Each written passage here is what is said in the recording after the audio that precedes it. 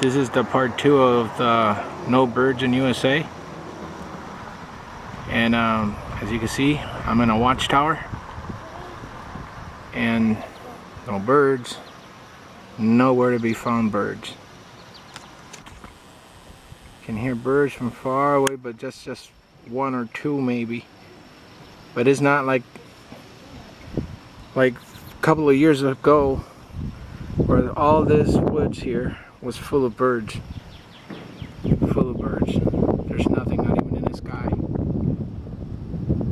Land or sky, nothing. No birds. Now, why isn't this, you know, viral? How come people doesn't talk about this? What's going on? No birds at all, and that's a shame. I remember a place in America where there was a lot of animals and people used to come and visit and take many pictures of our wild animals here. It's a shame.